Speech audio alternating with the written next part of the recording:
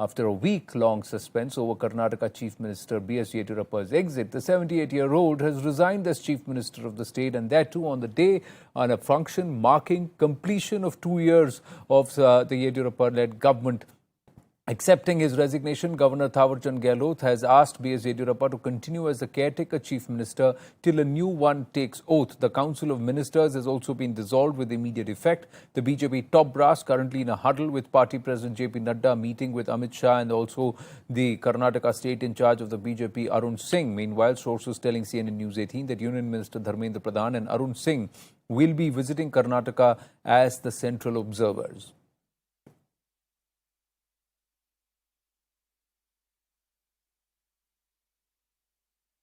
I am grateful to Prime Minister Narendra Modi ji and also Home Minister Amit Shah ji and All India President Nadda ji has given opportunity to serve as people of Karnataka for 2 years as Chief Minister. Entire country after 17 years, nobody has given opportunity. Whereas Yediyurappa, they have given opportunity to me even after 75 years. From last 2 years, because of their blessings, I am able to work as Chief Minister of Karnataka. For that, I will be grateful to our Prime Minister and Home Minister and also All India President. Deepa Balakrishnan and Revati Rajivan joining us live from Bengaluru. Maresh Shakil, our political editor, also with us from the newsroom. Deepa, what's the buzz on ground? Who's the next Chief Minister? Well, many names doing the rounds, of course, and many of these so-called aspirants shying away from calling themselves aspirants because they realize that the party doesn't like people who project themselves as the next person for the top, next front runner for the top post. And the minute they realize that they're doing it publicly, they could just well be out of that shortlist to make it as a front runner. So many of them, keeping a wary eye on what the High Command's next move is going to be. At the same time, not trying to, project themselves as the biggest aspirants, so to speak. Many names which have come about so far. If the party wants to look at caste calculations entirely and wants to ensure that the Lingayat hold, the hold over the Lingayat vote bank continues, they would want to look at a Lingayat candidate himself. So that could be either Murugesh Nirani, the mines minister, or Arvind Bellad, a young face from North Karnataka who has been lobbying for himself quite a bit in the last few months. In fact, there is also other names like Lakshman Sawadee, who's currently the Deputy Chief Minister, who's close to B.L. Santosh, the National Organizing Secretary. Also, Basavaraj Bommai, the Home Minister, who has the support of B.S. Yediyurappa himself. But, that could actually go to his disadvantage, considering the party may want to actually move away from being recognized as entirely a Lingayat party. They want to move away from that tag and, establish themselves as a Hindutva party. So they may want to look at other names who can build, the party, rebuild the party from the grassroots onwards with a different image per se, and also with a pan-Karnataka appeal. So they are looking at building their cadre base, and they're already strong with their cadre in coastal Karnataka and in the Malnad region, which is the Western Ghats region, but they want to spread this wider still across Karnataka. The other names, like for instance, 2 people from Karnataka who stood out or made a mark for themselves in the national front. C.T. Ravi, a prominent Vokkaliga leader from the Malnad region, who has, who has to his credit worked out a good political strategy. The Tamil Nadu election, when he was in charge of Tamil Nadu, he ensured that four MLAs did get voted to the Tamil Nadu Legislative Assembly. So he's proved himself as a strategist of sorts. He's also from the Vokkaliga community, which is a dominant community in South Karnataka. Other person, nationally important, B.L. Santosh, National Organizing Secretary, though he may not actually be considered at the last minute, primarily because he has only built the party cadre from the beginning, but he doesn't have mass support per se. He doesn't have that B.L. kind of Santosh is at a level, he is perhaps number 4 within the Bharatiya Janata Party, where he is calling strategy and he's working at a larger role. For him, the Chief Minister's role at a time when Chief Ministers are seeking advice from him, highly unlikely. But the fact is that Revati Rajivan, before I bring in Maresh Shakil on this and we'll discuss at length, Revati, who are the dark horses, and is there anybody within the BJP right now in Karnataka who is perhaps going to be acceptable across the caste lines?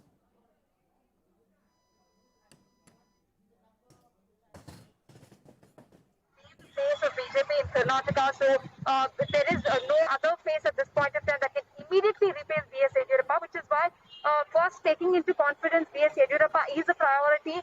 He made the statement saying that I'm not going to leave Karnataka, I'm not going to leave active politics. So, which means that he is going to be here for some time. Even after he has stepped down as the Chief Minister, he is going to play a crucial role.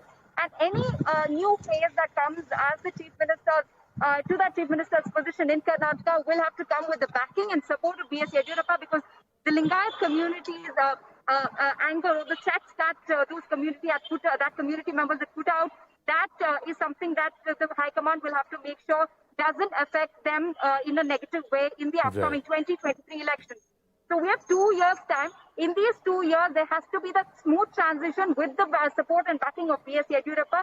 So even if the new leader is not from the Lingayat community, if he or she has the backing of B.S. Yediyurappa, to some extent it is some sort of a consolation for the Lingayat community, saying, okay, our leader Yediyurappa accepts this leader, he is backing that person. So it is not as bad as we think. So taking into confidence B.S. Yediyurappa, that was the first priority. Secondly, to bring a leader that B.S. Yediyurappa also backs and supports, and ensure a smooth transition to this new phase, who will be the face of BJP in Karnataka, with very minimal collateral damage in the 2023 elections. That is what the party leaders will look at this point in time. Well, Revati and Deepa, thank you for your input. So, Maria, 3 out of the 4 who are within the Prime Minister Narendra Modi's Council of Ministers from Karnataka are perceivedly close to B.S. Yediyurappa. There are a lot of names and a lot of people who are active in national politics. Is somebody going to be then sent back down there, or is there somebody from the grassroots, a dark horse? Nobody is considering that name, and that name will come to the fore. Yes. Look, Anand, I think the indication for B.S. Yediyurappa began with the fact that four induction has happened from the state of Karnataka, 3 of whom, as you pointed out rightly, are seen as BSY loyalists. And thereafter, 10 days ago, there were these visible optics which were seen as almost like a farewell. He travelled to Delhi, he met the Prime Minister. A day later, he had 3 meetings with Home Minister, with Defence Minister, and also BJP President JP Nadda. I think thereafter, the entire talks of his imminent exit began. But B.S. Yediyurappa himself was very cautious. It's only in the last 1 week, he started telling things like, he put out that tweet in which he communicated to his supporters that we are the workers of the BJP, we have to follow the diktat of the party leadership. Thereafter, he said on 25th, some indication would be coming. But look at the transition. What he said last week to today. Last week he said central leadership will be communicating something to me on 25th. If they wish to, if they ask me to leave, I will. If they want me to continue, I will. Today he said, I'm voluntarily going. He perhaps realizes, and he has had series of talks with the central leadership, that his exit can have a backlash. And that is the reason why when we say that this is an end of an era, or perhaps a paradigm shift in politics in Karnataka, and particularly in the BJP, there are several factors at play. And that is the reason why I'm saying that all that has been kept in mind for choosing the successor of B.S. Yediyurappa, we'll know about it in the next few hours, but the BJP leadership has already made up its mind. Well, yes, and it couldn't have been that they have not made up their mind and B.S. Yediyurappa's recommendation would have been considered. Otherwise, he wouldn't have been going and doing what he's doing. And it's not just a huge team of observers who are going, it's 2 people. Yes. That's what we're given to understand. So somewhere there is a certain level of clarity. And that meeting which he had with the Lingayat leaders, was that to try and get all of them on board and try and apprise them of what the current situation is and the way forward is. B.S. Yediyurappa is not going anywhere. He's not leaving active politics, nor is he leaving Karnataka. Meanwhile, there are plenty of political reactions coming through. Last couple of months, entire leaders of the party, including many leaders, were accusing him on corruption, on his administration, and various other issues. But none of the party leaders in the state or in the national level condemned it or stopped it. He has admitted in various occasions that he has not been allowed to function. When he was asked to step down, it shows that there was no good administration here. Everything what High Command will say, will follow. That is the discussion going inside. Party High Command will announce the CM candidate. Okay. then process will be started. Now, what is your first reaction to it? It's very unfortunate but inevitable. He is abided by High Command decision. As he already expressed before, whatever the High Command says, I will abide by that. Like that, he announced his resignation. We believed in BJP and Yediyurappa, and BJP so far acted as they promised. Hope it is a national party having its own principles. Definitely, it will continue the same principles.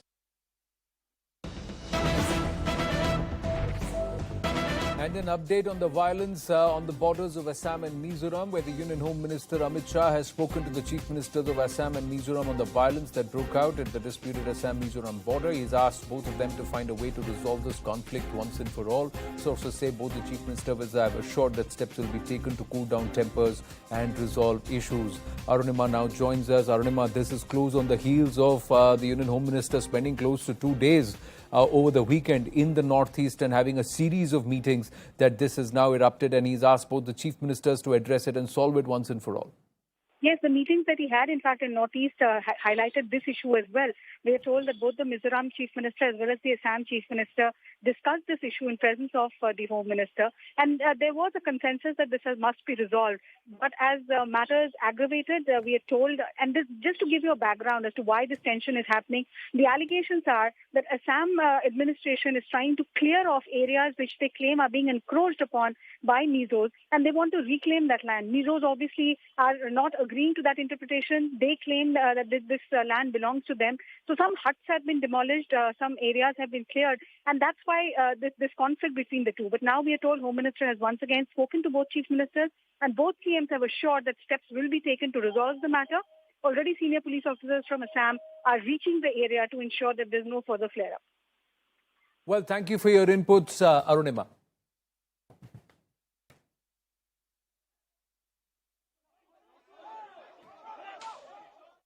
Moving on to visuals that are an exclusive here at CNN News 18, ladies and gentlemen. Close on the heels of the Taliban trying to pick away daughters and wives and widows from the villages in districts on the outskirts or the outer parts of Afghanistan. This is Spin Boldak in Kandahar, where women and children have been massacred. They are actually openly, and the visuals are a little gruesome, and that's why we have masked them. They are actually laying them down there on the roads and on the streets and then shooting them down. These are visuals of civilians being targeted, massacred brutally by Taliban in the Spin Boldak region, where we had the Afghanistan first vice president claiming that in this region, the Pakistani Air Force was actually giving cover fire to the Taliban. Now, is this what the Pakistani Air Force was giving cover fire to? Is this what Imran Khan believes he is okay when these kind of crimes on humanity are being perpetrated by savages who are just getting emboldened because of the backing they are getting from a nation that just believes in proxy war on either side of its borders? As these visuals are there, which have been accessed courtesy our investigations editor Manoj Gupta, we are also joined by Ambassador Parthasarathi at this point. Ambassador Parthasarathi, good evening, sir. The Spin Boldak region is the area where even Amrullah Saleh had come out and said that the Pakistani Air Force was actually giving the Taliban cover fire. On this, from another region in Takhar, we had visuals of them lifting away young girls to satisfy the cravings, the sex cravings of as sex slaves for their cadre after that farman or that fatwa, and now they are openly killing civilians. They're just gunning them down. These are visuals that we've accessed. Well, nothing should surprise us on what the Taliban does. They are brutal when they deal with human beings, and they're particularly brutal on women. They don't treat women like human beings. This is the reality. And yet we have many people in India benignly saying, oh, let them come, what difference does it make? Of course it makes a difference. A society where women are massacred, forced to marry people they have never met, that is the Taliban. And, the other point is that we're also getting a bit carried away by exaggerated claims from the Taliban, which seem to make us believe that this is all going to be over in a month or two. Oh no, we're in for the long haul. Pakistan is backing them to the hilt. But yeah, and I think the most important subject which will be discussed when the US Secretary of State first meets the External Affairs Minister and the National Security Advisor is on how to deal with this diplomatically. And we have also provided some equipment, helicopter gunships to Afghanistan in a small number. But these are issues which have to be discussed in detail. Because just remember one thing about Kandahar. Kandahar is the Jerusalem of the Afghans.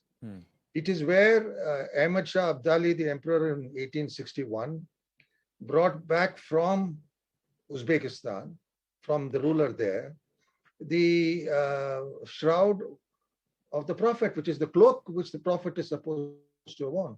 And every ruler establishes his relevance by that. So, and it is stored in the religious shrine in Kandahar.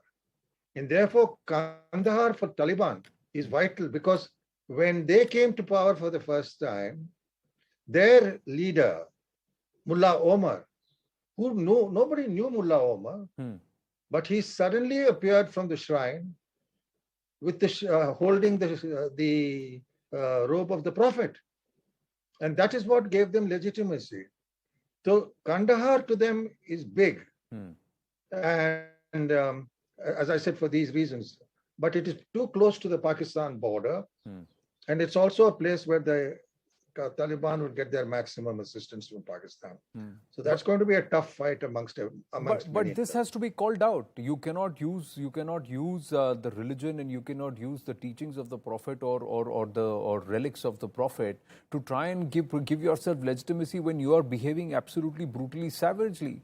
Moderate Muslims and Islamic nations should come out and turn around and outrightly condemn this. They should actually haul Pakistan over the coals and say, who are you to do this and how dare you do this? At a time, Ambassador Parthasarathi, when the Pakistan establishment is coming out and trying to be absolutely two-faced about it and even trying to outrightly deny supporting the Taliban.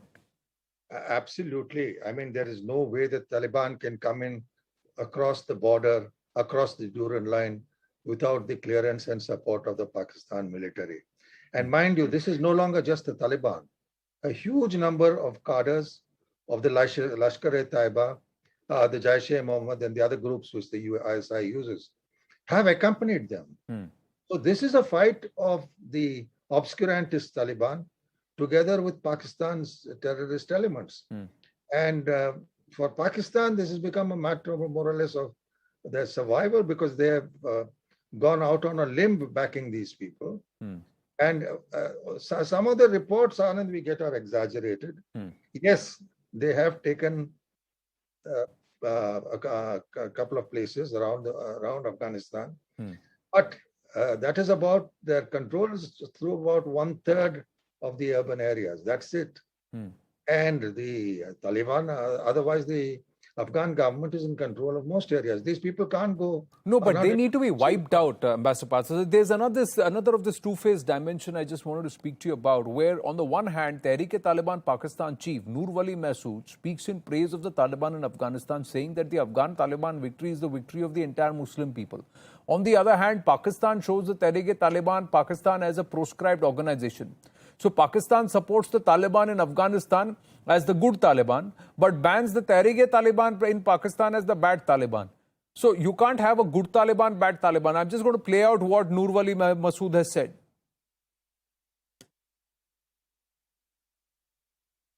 उनकी कामयाबी तमाम उम्मत मुस्लिमा की कामयाबी है। हमारी जंग का महाज सिर्फ पाकिस्तान है और हम पाकिस्तानी फौज के साथ हालत जंग में है।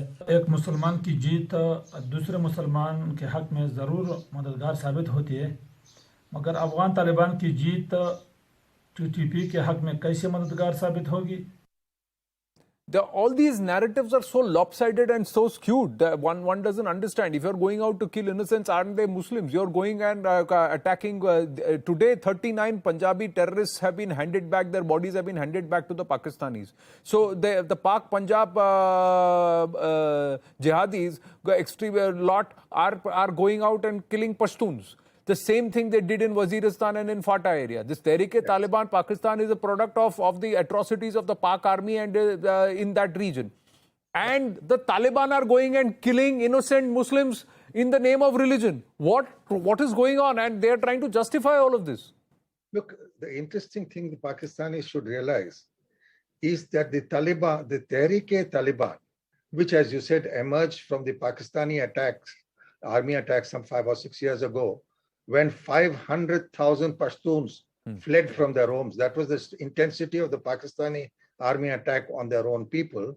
When that took place, this new organization emerged to take on Pakistan. It called itself the Tehreek-e-Taliban. Now, the reality is that on the one hand, Pakistan is aiding the Afghan Taliban, and what emerged, it is fighting in its own soil, and particularly in the Khyber Pakhtunkhwa province and in Balochistan. So you're into two versions of it. And the interesting thing is the two versions support each other. They will not attack each other because they all emerged from the tribal areas of Pakistan bordering Afghanistan. And therefore, the Tehreek-e-Taliban, yes, is taking on the Pakistan state because of atrocities the Pakistan army committed a couple of years ago in their operations against the Pashtun people. So Pakistan is going to be saddled with a new problem on its own Pashtuns. Finally, Pakistan says is very happy when the border is crossed and they get in. But the one thing they have to bear in mind is that the Pashtuns of Afghanistan and the Tehreek-e-Taliban do not recognize the Durand line. They say our border goes into Punjab province of Pakistan at Attock. So we are into a very complicated situation. We should, my own feeling is we should lend full support to the legitimate government of Afghanistan and don't feel shy about it. They will hold on. As I said, the Pakistani Taliban is trying to spread out. They're trying to take maximum places, but when they're spread out, their strength is weakened. So we just have to sit back and let the see that we support the government. And when we should make that very, very clear to the Secretary of State when he is here. Right. That security-wise, yes, we have made a contribution in the past. We can discuss that. But most importantly, American funding and support should continue. And I'm happy to hear they're carrying out air attacks. Well, good, and they better, because the air bases also, if Pakistan is playing this dangerous double game, on the one hand they will say, tell the Americans that we'll offer you 1 or 2 places as your bases, or whether or not they will do it to try and curry some favors. But on the other hand, this open backing of this savage lot, and look at the game. Baloch are against the Pak Punjabis, the Sindhis are against the Pak Punjabis, the Pashtuns are against the Pak Punjabis, and the trouble is emanating from Pak Punjab. That's what's happening, Ambassador Parthasarathy. Well, I wouldn't say it's the Pak Punjabis, but certainly the Pakistani army, which is predominantly Pakistani Punjab. They are against the Pakistan military. And the Tehreek-e-Taliban also is against the Pakistan military. So, Ambassador sir, I have to interrupt you. Uprisings elsewhere also in Pakistan. Sir, we'll discuss this at length when we have more information coming through. We'll follow this very, very closely, what's happening in the neighborhood. Thank you for your time. Have to move away. Development. West Bengal Chief Minister Mamata Banerjee has arrived in the national capital.